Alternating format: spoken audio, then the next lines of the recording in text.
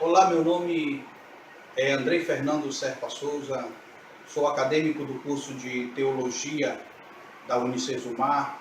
Meu número de RA é 1737831-5.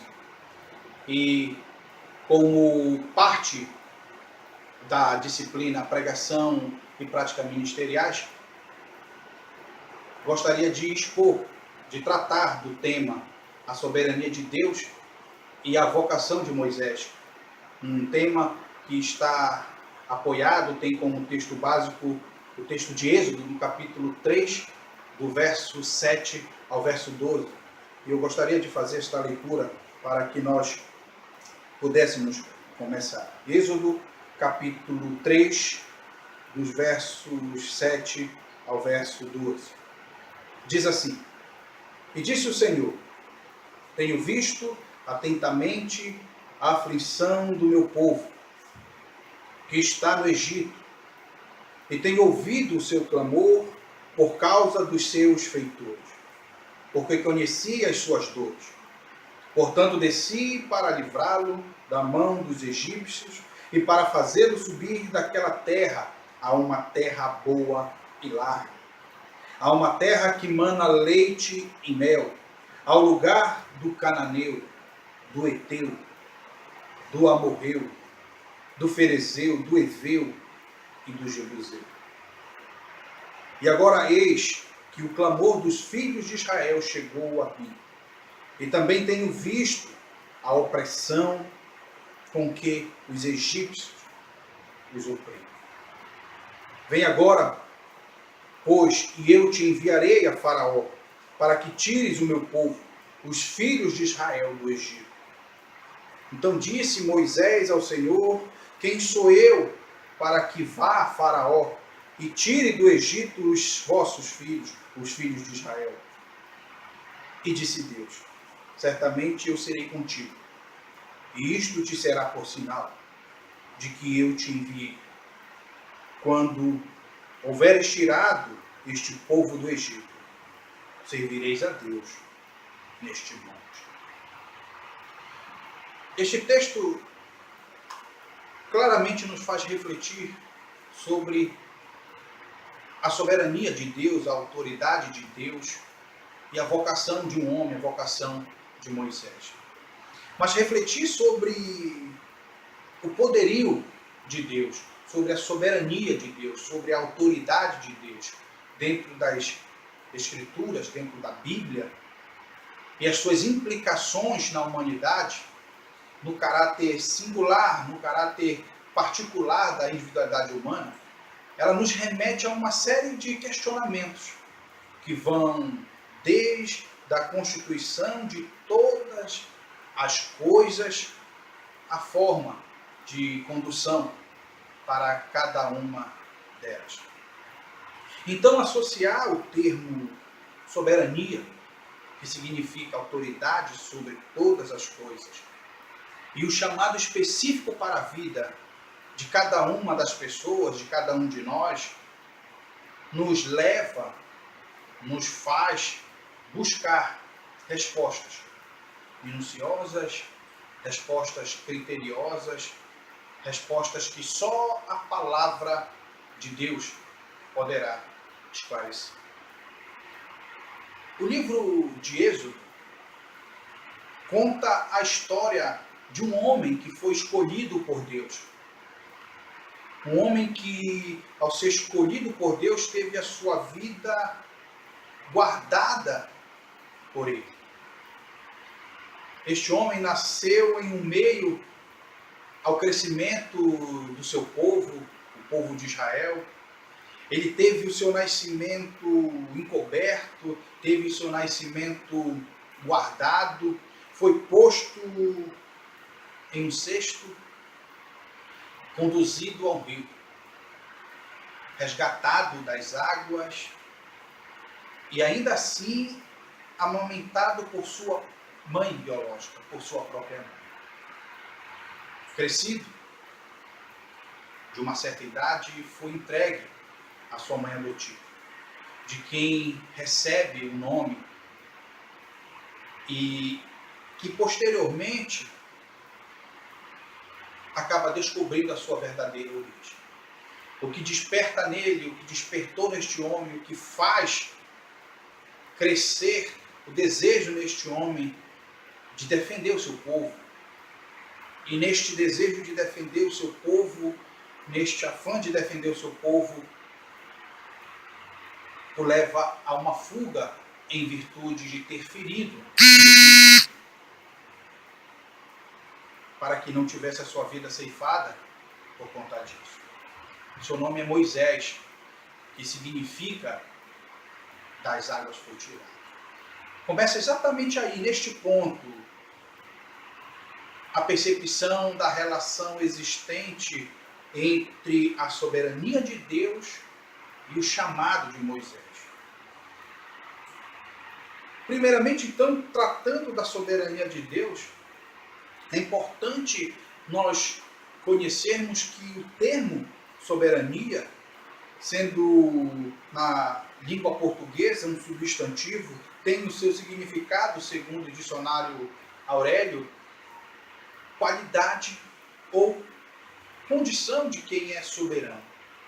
Superioridade, conjunto de poderes que constituem um estado, uma figura de autoridade moral suprema.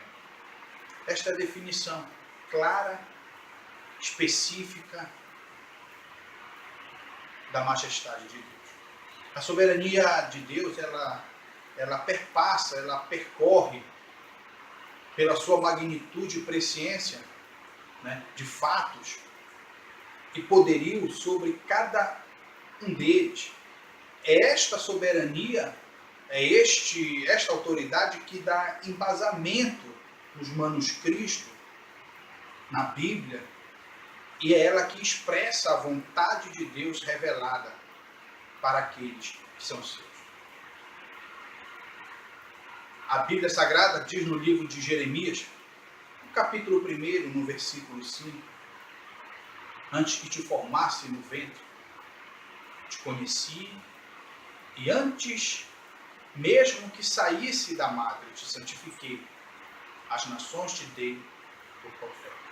Este texto ele mostra não só a soberania de Deus, a autoridade de Deus, o poder de Deus, a escolha de Deus, mas também o seu amor e o cuidado com os seus. Moisés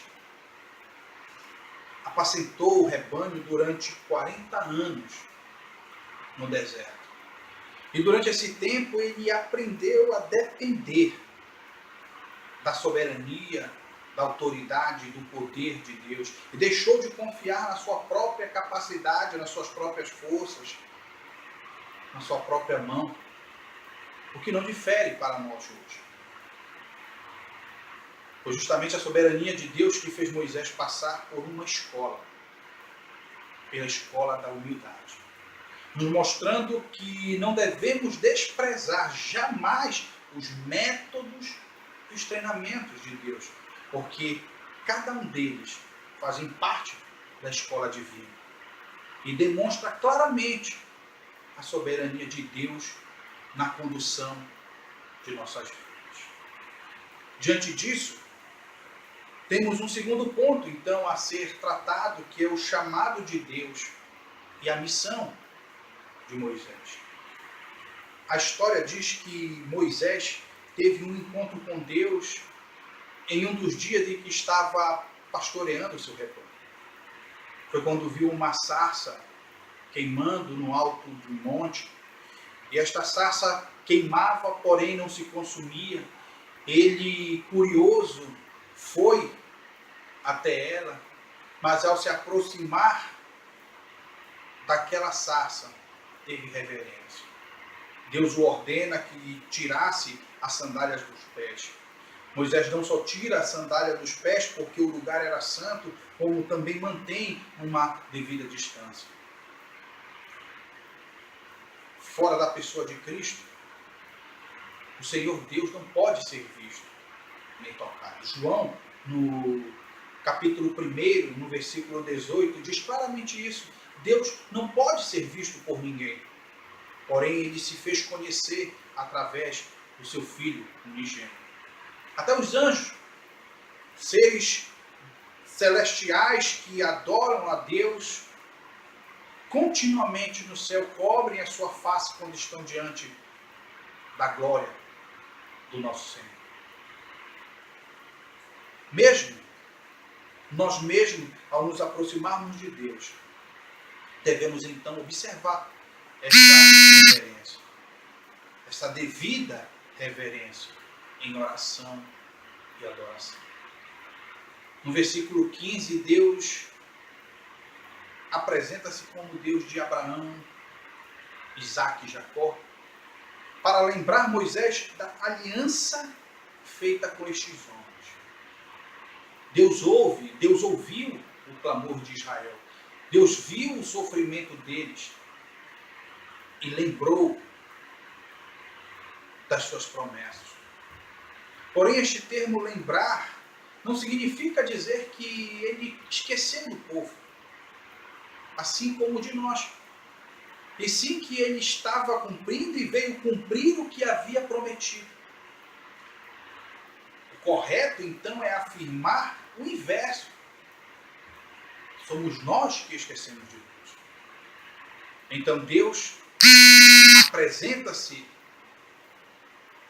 e apresenta a Moisés a sua missão.